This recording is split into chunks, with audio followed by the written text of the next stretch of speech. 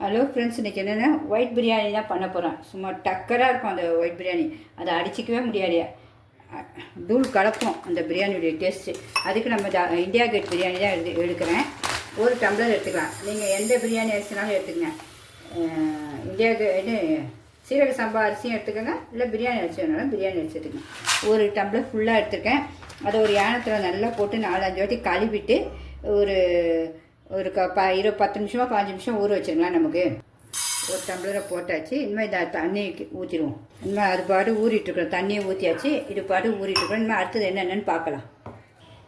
இப்போ சிக்கன் வந்து இதுக்கு 200 எடுத்துருக்கேன். நீங்கள் மட்டன் எடுத்துக்கோங்க. அது ஒயிட் பிரியாணி சும்மா அட்டகாசமாக இருக்கும்.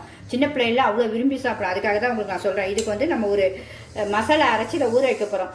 இது வந்து ஒரு 1/2 ஹவரில் நீங்கள் எவ்வளோ நேரம் வேணால் ஊற வைக்கலாம். 1 ஹவரோ 2 ஹவர்ஸோ, 1/2 ஹவர் மினிமம் 1/2 ஹவர். அப்போ தான் அந்த டேஸ்ட்டு கொடுக்கும். சிக்கன் வந்து நல்லா சாஃப்ட்னஸ் கொடுக்கும். அதுக்கு என்னென்ன நம்ம அரைக்கணும்னு உங்களுக்கு காட்டிடுறேன். அதுக்கு என்ன தேவைப்படுது, இந்த 200 சிக்கனுக்கு ஒரு டம்ளருக்கு 200 எடுத்துக்கிறேன். அப்போ தான் நல்லா டேஸ்ட்டாக இருக்கும் சாப்பாடு, வேறு ஒன்றும் இல்லை. அதுக்கு தேவையானது எடுத்து வச்சுக்கோங்க. பாருங்கள், அரைக்க தேவையானதை ஃபஸ்ட்டு சொல்லிடுறேன்.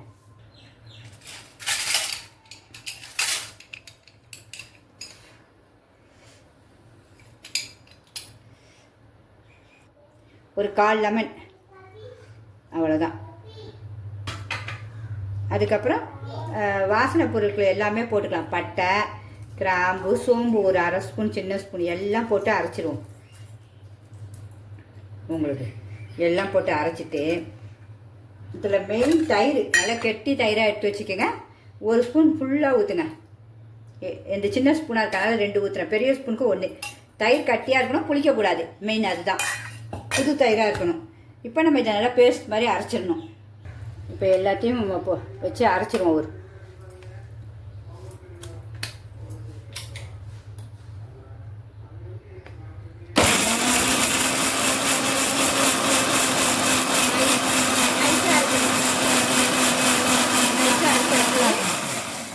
நைஸாக அரைச்சாச்சு. நம்ம எப்படி இருக்குன்னு பார்ப்போம். பார்த்திங்களா, இப்படி பேஸ்ட் மாதிரி இருக்கணும். நல்லா எவ்வளோ அழகாக அரைப்பட்டுச்சு பாருங்கள். இந்த பேஸ்ட்டு இதில் ஊற்றி நல்லா பிசைஞ்சு ஒரு 1/2 ஹவர்னு சொல்லிக்கலாம். எவ்வளோ நேரம் வேணாலும் ஊற வைக்கலாம். ஊற வைக்க டேஸ்ட்டு. தண்ணிக்குன்னு எதுவும் ஊற்றக்கூடாது. இது அப்படியே ஊறட்டும். உங்களுக்கு அந்த மசாலாவோட தான் நம்ம அப்படியே சேர்க்க போகிறோம் நம்ம பிரியாணி செய்யும்போது. அதனால் அப்படியே ஊறட்டும். ஒரு மூடி மட்டும் போட்டு மூடி வச்சுருவோம். அவ்வளோதான், அப்படியே ஊறட்டும். அதுக்கு அடுத்து என்னென்ன தேவைன்னு பார்த்துருவோம் பிரியாணிக்கு. இதுக்கு தேவையானது மெயின் உப்பு. அதை மறந்துட்டோம் நம்ம. ஏன்னா உப்பு போட்டால் தான் எதுவுமே சுவை உங்களுக்கு. இதுக்கு நல்லா உப்பு உங்களுக்கு எவ்வளோ தேவையோ அவ்வளோ உப்பை போட்டு நல்லா பிசைஞ்சு வச்சுருவோம். இதே கல் உப்பை தான் வறுத்து அரைச்சி வச்சுருக்கேன். ஏன்னா ரொம்ப நல்லது உடம்புக்கு வறுத்து அரைச்சா. அதனால் அதை தான் அரைச்சி வச்சுருப்பேன் சூளாக நல்லா. அவ்வளோதான், நம்ம உப்பு போட்டாச்சு. அது பாட்டுக்கு ஊறிட்டுருக்கோம். இப்போ பிரியாணி செய்கிறதுக்கு, அந்த ஒயிட் பிரியாணி செய்கிறதுக்கு வந்து ஒரு பெரிய வெங்காயமாக அரிஞ்சு வச்சுருக்கேன். நல்லா நைஸாக அரிஞ்சு வச்சுருக்கணும். இந்த மாதிரி நைஸாக நல்லா அழகாக அரிஞ்சு வச்சுருக்கணும். அரிஞ்சிட்டு ஒரு பச்சை மிளகா கீரி போட்டிருக்கேன். ஒரு பச்சை மிளகா முழுசாக போட்டிருக்கேன். அதாவது முழுசாக போடும்போது வெடிக்கும். அதனால் என்ன பண்ணுங்கன்னா சும்மா லைட்டாக விற்கிறீங்க, அப்போ வெடிக்காது உங்களுக்கு. அவ்வளோதான். இப்படி பட்டிங்கன்னா வெடிக்காது. இல்லைன்னா நமக்கு எண்ணெயில் போடும்போது நம்ம மூஞ்சிலே வெடிக்கும் அது. அதுக்கப்புறம் அதுக்கு தேவையான மறுபடியும் இதுக்கு தேவையான கொஞ்சம் பட்டை, கிராம்பு எல்லாம் ஒவ்வொரு சின்ன ஸ்பூன் எடுத்து வச்சுக்கணும். அப்புறம் இந்த சோம்பு 1 ஸ்பூன் இதுக்கு நமக்கு எண்ணெயில் வதக்கிறதுக்கு. லெமன் கொஞ்சம், நம்ம அதில் லெமன் கொஞ்சம் ஊற்றிருக்கோம். இதில் ஒரு லெமன். அப்புறம் திருப்பி ஒரு கை புதினா, ஒரு கை கொத்தமல்லி, இவ்வளோ தான் போட்டு இப்போ நம்ம வதக்க ஆரம்பிப்போம். நெய் வேணால் நெய் ஊற்றிக்கங்க, எண்ணெய் வேணால் எண்ணெய். நான் வந்து எண்ணெயில் தான் செய்ய போகிறேன் இன்றைக்கி. உங்களுக்கு ரொம்ப சூப்பராக இருக்கும் இந்த இது டிஷ்ஷு. பாத்திரம் உங்களுக்கு வந்து பிரியாணி அரிசிக்கு வந்து நீங்கள் தம் போடுறதா இருந்தால் 1க்கு 1.5 அரிசி. அரிசி 1 டம்ளர்னால் 1.5 டம்ளர் தண்ணி. நீங்கள் குக்கரில் போடுறதா இருந்தால் 1 டம்ளர் அரிசிக்கு 2 டம்ளர் தண்ணி ஊற்றுங்க. அப்போ கரெக்டாக இருக்கும் உங்களுக்கு. வச்சுட்டு ஒரு விசில் வந்தோடனே சிம்மில் 5 நிமிஷம் வச்சுட்டு ஆஃப் பண்ணிவிடுங்க. நான் வந்து சும்மா உங்களுக்கு இப்போ தம்மில் தான் போட்டு காட்டப்போகிறேன். ஏன்னா எனக்கு 1 டம்ளர் தானே, சும்மா அப்படியே அழகாக கடாயிலே செஞ்சுருவேன். இன்னும் அதை பாப்பமாக வதக்கிறத. என்னுடைய சமையல் உங்களுக்கு பிடிச்சிருந்தா கண்டிப்பாக லைக் பண்ணிவிட்டு அப்படியே பார்த்துக்கிட்டே வாங்க. ஸ்டவ் பற்ற வச்சுருவோம். எண்ணெய் ஊற்றிடுவோம். நீங்கள் எந்த எண்ணெய் வேணால் ஊற்றிக்கங்க, உங்கள் விருப்பம்தான். பிரியாணிக்கு தக்க ஊற்றிக்கங்க. 1 டம்ளருக்கு நான் இந்த ஊற்றிருக்கேன் பாருங்கள். அதான் ஒரு குழிக்கரண்டி கரெக்டாக இருக்கும் உங்களுக்கு. அப்புறம் இந்த சோம்பு, பட்டை எல்லாம் போட்டுருவோம். சட்டி காயட்டும். அப்படியே காஞ்சிடும், பொரிஞ்சிடும் உங்களுக்கு.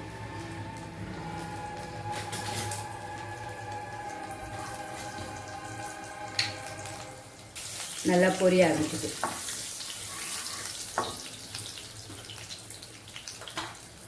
இப்போ வெங்காயத்தை போட்டுருவோம், பச்சை மிளகாயும் போட்டுருவோம். நல்லா வதங்கணும். பிரியாணிக்கு எந்த சமையலுக்குமே நல்லா வதங்கினா தான் உங்களுக்கு டேஸ்ட்டு சமையல். நல்லா வதங்கட்டும். இது தேவையான உப்பையும் கொஞ்சம் போட்டுட்டு நம்ம வதக்குவோம். சுவைக்கு தக்க உப்பு போட்டுக்கோங்க. இப்போ மூடி வச்சு மூடிடுவோம், அது பாட்டுக்கு வதங்கட்டும். அதுக்குள்ளே வதங்கட்டும். 2 தோசைக்கல் வச்சுருவோம், மேலே வைக்கிறதுக்காக 2 எடுத்துருக்கேன். தம் போடுறதுக்கு வச்சுருவோம்.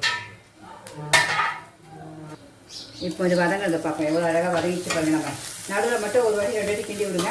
இது கூட ஒரு 1/4 ஸ்பூன் இஞ்சி பூண்டு நம்ம கொத்தமல்லி போட்டு அரைச்சி வச்சுருக்கேன், அது ஒரு விழுது. கொஞ்சோண்டு லெமன் ஊற்றிடுவோம். இப்போவே வதங்கு பட்டுச்சு நல்லா லெமன், ஏன்னா லெமன் அதுலேயும் போட்டுருக்கோம். நம்ம நல்லா வதங்கட்டும்.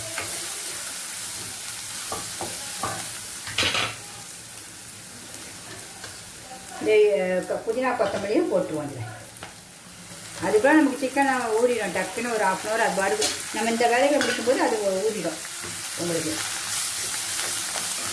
ஸ்டோவ்லேயே வச்சுருவோம். இப்போயே வாசனை சூப்பராக வந்துடுச்சு.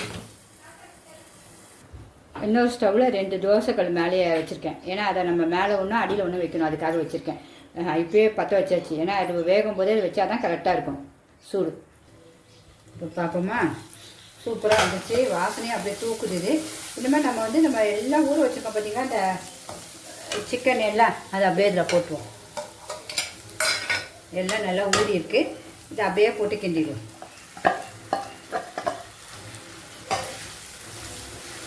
ஒரு 5 நிமிஷமாக 10 நிமிஷம் அப்படியே தோலே வைங்க.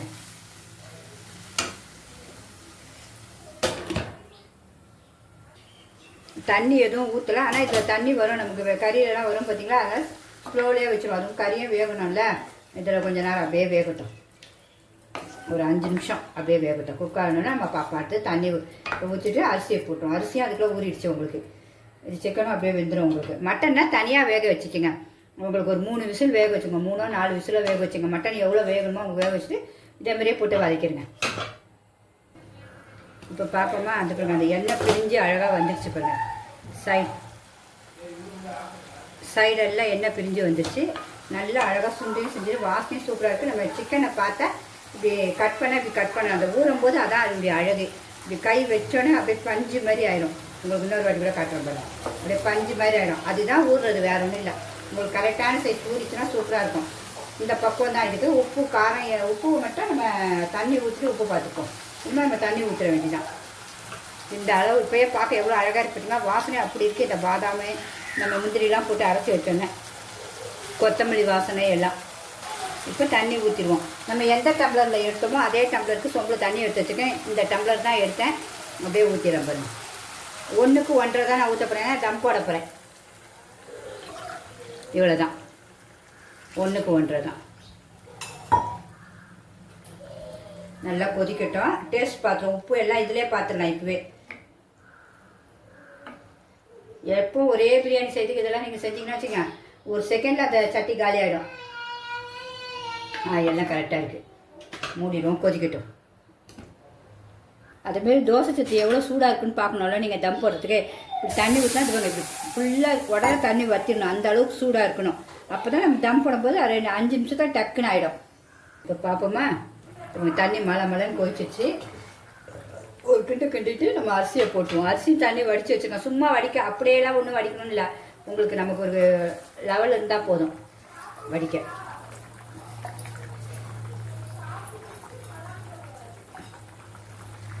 அதை கிண்டிட்டு அப்படியே மூடி வச்ச வேண்டியதான். கொஞ்சம் நல்லா வெந்தோடனே நம்ம தம் போட போகிறோம். இன்னும் கொஞ்சம் வேகட்டும். ஒரு 2 நிமிஷம் அப்படியே கொதிக்கட்டும். இப்போ பார்ப்போமா, நம்ம கிண்டக்கூடாது. இந்த அளவு வந்தோடனே நம்ம தம் போட்டுற வேண்டியதான். உங்களுக்கு எடுத்து காட்டுறோம். இதை சும்மா கொஞ்சம் லைட்டாக இவ்வளோ தான் தண்ணி இருக்கும். நம்ம அப்படியே கிண்டாமல் தம் போட்டுருவோம். இப்போ தம் போடுறதுக்கு கல் வச்சுருவோம். அடியில் ஒன்று வைக்கணும் பார்த்தீங்கன்னா, அந்த பக்கம் இருக்கிற ஸ்டவ்லேருந்து இதை வச்சாச்சு. இப்போ நம்ம ரைஸை தூக்கி இது மேலே வச்சுருவோம். வச்சாச்சு. அடுத்தது ஒரு தட்டு போடணும். நம்ம இந்த கண்ணாடி மூட முடியாதுல்ல, அதுக்கு ஒரு தட்டு, இந்த தட்டுக்கு ஏற்ற மாதிரி மூடிட்டு இதுக்கு மேலே ஒரு தோசை சட்டி, அவ்வளோதான் தம்முக்கு உங்களுக்கு. இனிமேல் நம்ம ஸ்டவ்வையும் குறைச்சி வச்சுட்டு ஒரு 5 நிமிஷத்தில் ஆஃப் பண்ணிடலாம். 5 நிமிஷம் கழிச்சு எப்படி இருக்குதுன்னு பார்ப்போம். 5 நிமிஷத்தில் ஆஃப் பண்ணியாச்சு, ஸ்டவ்வை ஆஃப் பண்ணிவிடுவோம். அவ்வளோதான். இனிமேல் ஒரு 2 நிமிஷம் கழிச்சு திறந்து பார்ப்போம். இப்போ நம்ம பிரியாணி எப்படி இருக்குதுன்னு பார்ப்போமா? ஸ்லோலேயே 5 நிமிஷம் வச்சா ஆஃப் பண்ணோம், உடனே ஒரு 2 நிமிஷத்தில் திறந்துச்சு. அப்பா சூப்பராக இருக்குங்க, அப்படியே மணக்குது இந்த ஒயிட் சிக்கன் பிரியாணி. பாருங்க எவ்வளோ பொழு பொழுன்னு ஆயிடுச்சு பார்த்தீங்களா? சூப்பராக இருக்குது பார்த்தீங்களா பிரியாணி. எல்லாருமே ட்ரை பண்ணுங்கள். பிடிச்சிருந்தா கண்டிப்பாக லைக் பண்ணுங்கள். சிம்பா நியூ சேனலுக்கு சப்ஸ்கிரிப்ஷன் பண்ணுங்கள். எப்படி இருக்குது பார்த்தீங்களா பிரியாணி? பாக்கியா உதிரியாக பார்த்தீங்களா? டேஸ்ட் பார்த்துருவோமா? நம்மளுடைய ஒயிட் பிரியாணி சூப்பராக ரெடி ஆகிடுச்சு. நம்ம டேஸ்ட்டும் பார்க்கணும்ல, கண்டிப்பாக சுவையும் எப்படி இருக்குன்னு பார்த்து உங்களுக்கு சொல்லணும்ல. இங்கே பாருங்கள் சிக்கனோடு எடுத்து வச்சுருக்கேன். டேஸ்ட்டும் பார்த்துருவோம். இது பாருங்கள், இப்படி கை வச்சோடனே அப்படியே பஞ்சு பஞ்சாக பிய்யுது கறி. எவ்வளோ சூப்பராக இருக்குது பாருங்கள். உங்களுக்கு இந்த சாதம்பத்தோடு அந்த கறியை வச்சு சாப்பிட்டு பார்க்குறேன். எப்பா அட்டை கஷ்டமாக இருக்குங்க. இது செஞ்ச செகண்ட் காலியிடம் எல்லோரும் ஃபஸ்ட்டே சாப்பிட்ருங்க. அவ்வளோ சூப்பராக இருக்கும். எல்லாம் சூப்பராக இருக்கும். உங்களுக்கு பிடிச்சிருந்தா கண்டிப்பாக லைக் பண்ணுங்கள். எல்லோரும் செஞ்சு பாருங்கள். பார்த்துட்டு ஒயிட் சிக்கன் எப்படி இருக்குன்னு சொல்லுங்கள். இதில் மட்டனும் செய்யுங்க, ரொம்ப சூப்பராக இருக்கும். ஓகே ஃப்ரெண்ட்ஸ், பாய்.